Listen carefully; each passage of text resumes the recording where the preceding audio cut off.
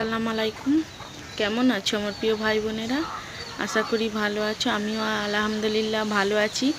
আজ হলো সেই দিন, যেই দিন আজ রবিবার, যে দিনকে বলেছে যে রোমান ঝড় আসবে।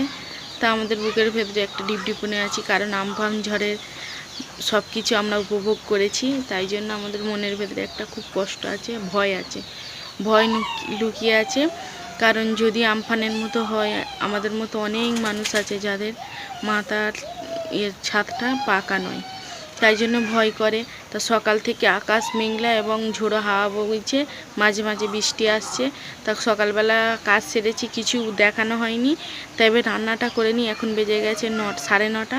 আমি চা ফা কিছু খাইনি, কারণ একটা বুকের ভেতরে ডিপডিপিনি আছে, চা খাইনি। তোমাদের দুলাভাই 100 টাকা দিয়েছে, ওনাকেও উস্তাগার পয়সা দেয়নি। পয়সা কালকে আনতে গিয়েছিলো, দেয়নি, ওনার কাছে মনে হয় ছিল। সেই 100 টাকা দিয়েছে। আলু, পেঁয়াজ আর ডাল এনেছি। যা আলু ভাতে ডাল করে রাখলেও তবু খেতে পাবে। আর আমার ছেলের এমন খাওয়াটা বড় কথা। সে আমফানের সময় সে অনেক কাণ্ড, সে কাণ্ডর কথা বললে চোখ দিয়ে পানি চলে আসবে। তা রান্নাটা করে নিয়ে খেয়ে নিই আগে, তারপরে যদি ঝড় আসে দেখা যাবে। তা ডাল আলু ভাতে করবো, আর কিছু করব না। তা চলো, 500 আলু এনেছি। কী এনেছি দেখাই তোমাদের।